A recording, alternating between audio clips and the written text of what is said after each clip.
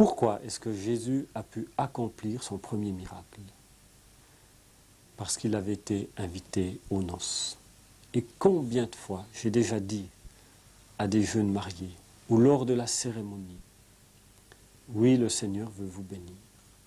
Oui, il veut cheminer avec vous. Oui, il veut intervenir peut-être là où vous serez dans la détresse. Mais invitez Jésus. Invitons Jésus dans nos vies. Aujourd'hui encore, il veut partager nos joies, nos peines, nos fêtes, nos deuils. Laissons le Seigneur entrer chez nous.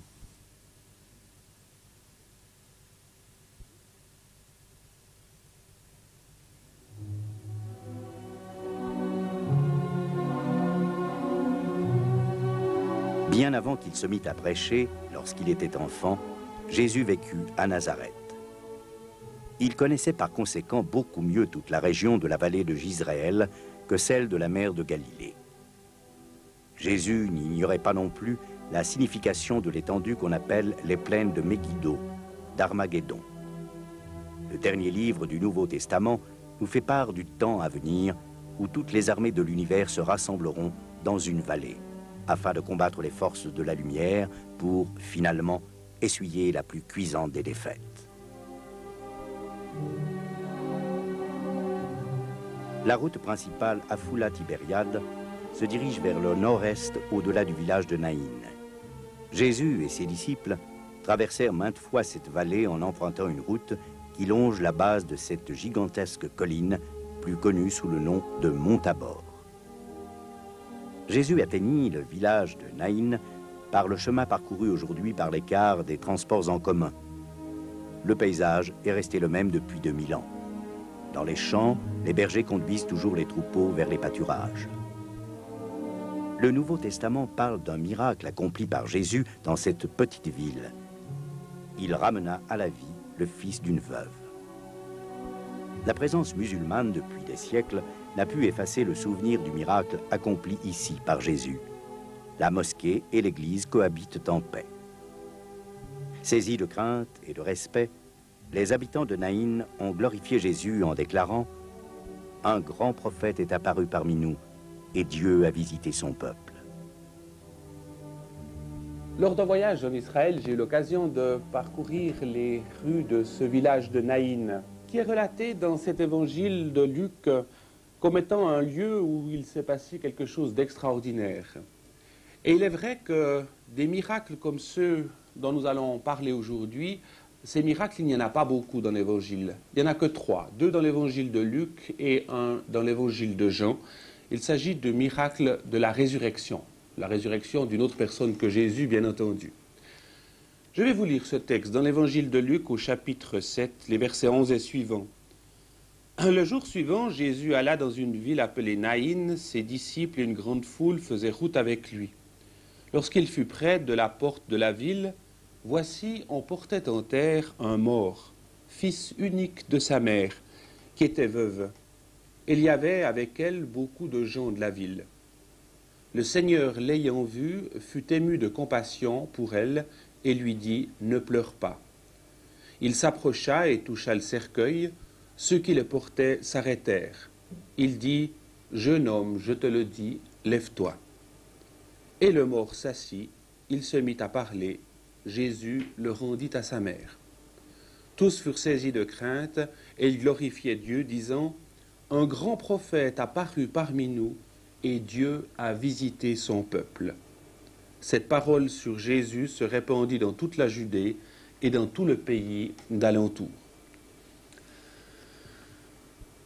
Voilà ce texte qui relate évidemment un événement triste, des enterrements, des services funèbres, il est vrai. C'est toujours des moments extrêmement touchants, extrêmement poignants. Des enterrements, il y en a aussi naturellement en Orient, comme nous pouvons le voir sur ces images filmées au Liban lors d'un cortège funèbre. Ils répondent à des coutumes bien particulières. Des coutumes qui consistaient justement peut-être à ne pas fermer le mort dans un cercueil. C'est pour cette raison d'ailleurs que le texte nous précise d'entrée que Jésus, après lui avoir parlé, le mort s'est levé. Après s'être réveillé, il s'est levé et il se mit à parler.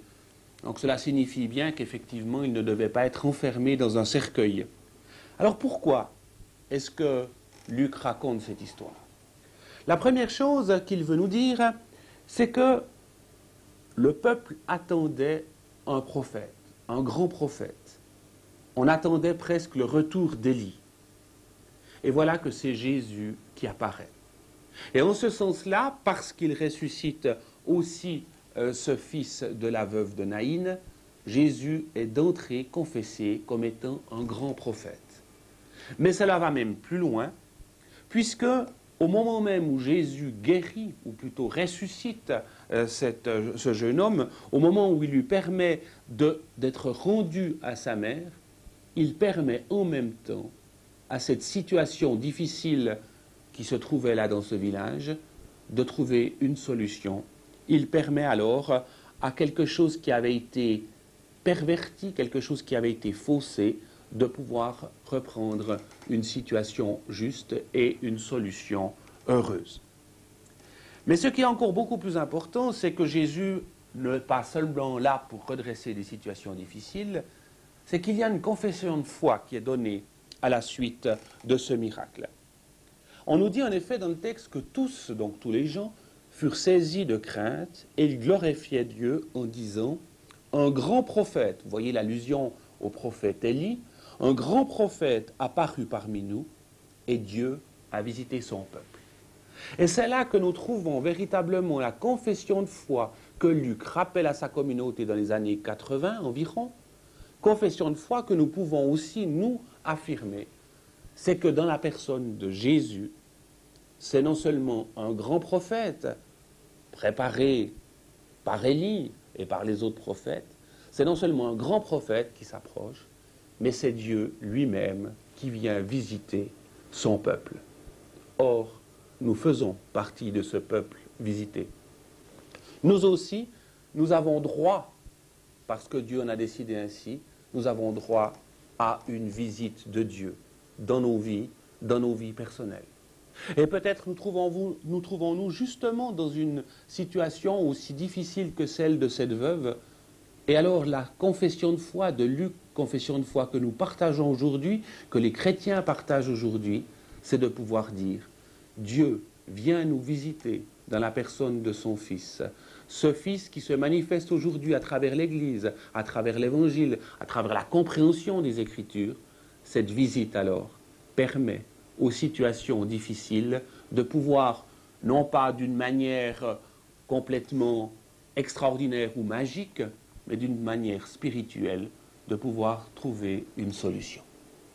Et il est intéressant de voir que dans ce récit, et ça c'est peut-être la différence avec le récit d'Élie dans le livre des rois, c'est que la veuve dans cette histoire ne demande rien.